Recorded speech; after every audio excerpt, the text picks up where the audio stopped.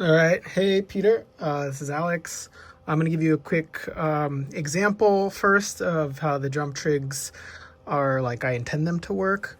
Um, and then so I'm going to press play here. There's no drum trigs yet.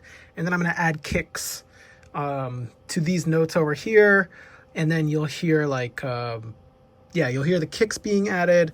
And the basic idea is like the basic idea of the drum trigs altogether is that you have this music that you've created, and this doesn't have to be the only way, but this is the way that I intended it or built it for myself.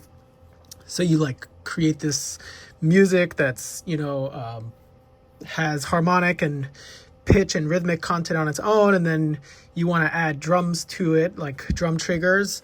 And I really love the idea of having the drums being the drum patterns inherently being connected to the rest of the music that I'm composing, because I always felt like adding drums after the fact of creating some melodic or harmonic rhythmic stuff, it was always kind of a pain for me having it disconnected. So this way I really like having it all one thing.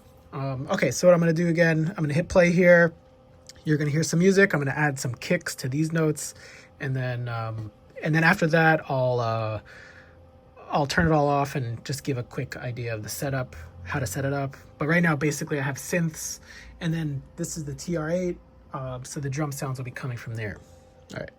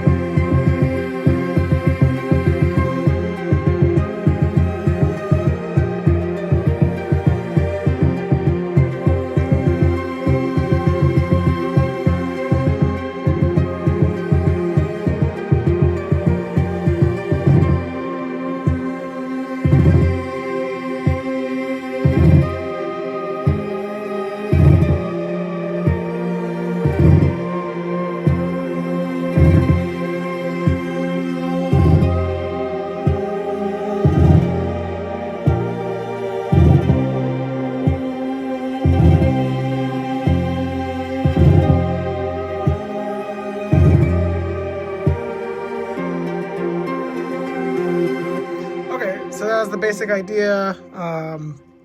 I switched patterns there to one with the curve. Anyways, right. So yeah, I added the kicks to these guys. And what I really like about this particular example is you got these three playheads, right? Red, orange, and yellow, hitting these two notes.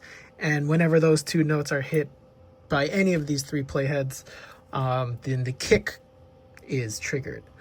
So I'm going to turn these off here, and let's see, going to add just a playhead in the middle here.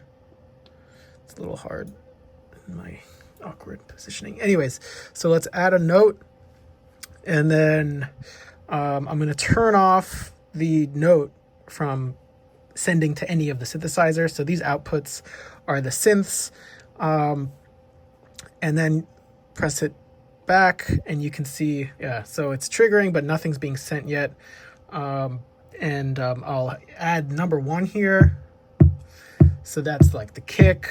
I forget exactly how I have these arranged, but I could turn that off. Oh, one thing I want to show is no matter what pitch, right, this note is, it's sending the same MIDI note to that drum machine. And that's the whole point, is that the notes that you're turning on and off here, these drum trigs, they're completely independent of the grid and the key and scale you may have set. So I can turn that off. Let's see what the other ones are.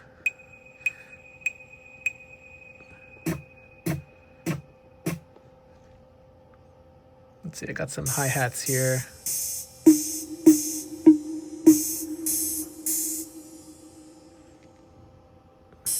I got what's going on here? Oh, I got some of them muted. Okay, fell into a little tangent there. So the way to set this up is you go into settings here, and then you choose, so these are your like MIDI output settings, and one of the options is drum trigs. So right now I'm sending all the drum trigs to the TR8. TR8. And then the individual drum trigs 1 through 16 are these 16 here, and you can set their you have two parameters at the moment. Their pitch, which is like the MIDI pitch that you'll want to map to like the drum trigger you want. So right now, I forget exactly what I set it up on this iPad, but the basic idea is, right, is like you can organize them how you want, but like drum or kick drums, snares, hi-hats, whatever you want, up to 16. Most drum machines don't have 16, but it's nice to have the extra. And I do plan on expanding like what kind of messages you can send here, but for now it's just MIDI note messages. And then the other parameter is just this like visual cue.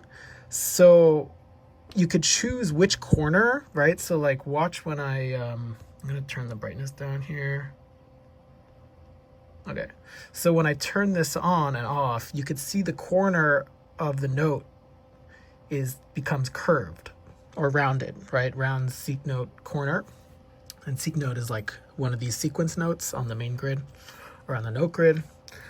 So you can choose which corner it is, and you can have up to 4. So let's say I had the like hat on 11, it's the open hat. You can change this to be like the top right corner, for example. So like when you hit that, then it takes on the right corner. And you can organize these how you want, but the basic idea is like, you know, it's nice to, like, from a distance, you look at these notes and you can see which, you can organize them in such a way that you know what drum triggers are enabled on them. So you can see like these two over here, they're like top left, and you know that you put your kicks to represent the top, to round the top left corner, and then this one is like the hat. So you can tell from a distance that has a hat on it, and then the other two have kicks. So if you like, you know, more.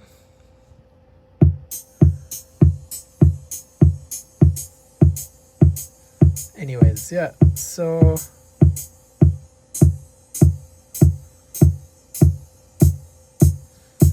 that's the basic idea. I hope this explains it. Yeah, so like for setup for someone, they would want to see like the MIDI implementation of their drum machine, map the drum trigs they want, choose which corners they want if they want to have that representation, which is nice.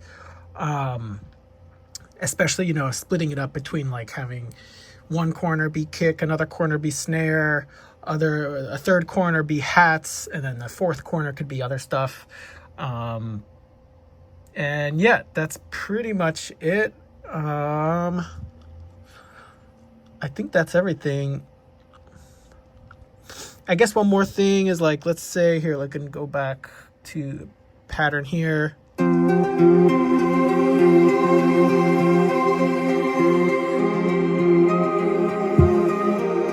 I guess I could have just showed you. Anyways, this other option here, with the treble clef symbol, that turns off the pitch of the note. So like if you want, like the note grid pitch. So if you want to only, like for a note to only have drum trigs and not be triggered like on the note grid, so it won't send to any of these even if they're enabled, you can do that. Turn that guy off, and then I guess might be easier. Go with this.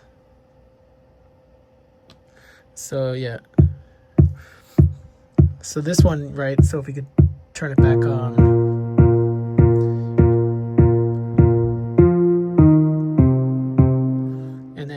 turn off the treble clef symbol, then it'll only be the drum trig.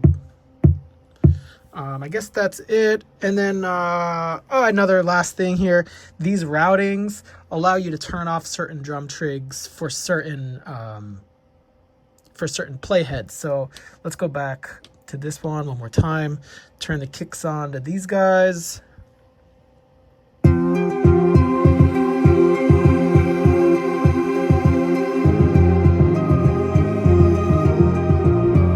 So now let's say you only want, like, you can turn off.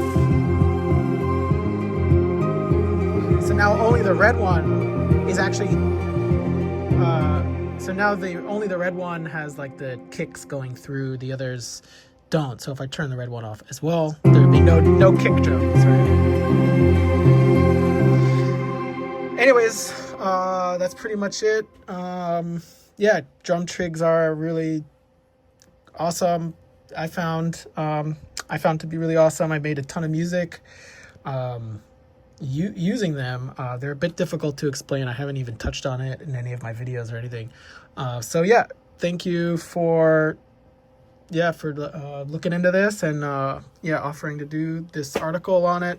And let me know if you have any questions. And thanks again. Bye.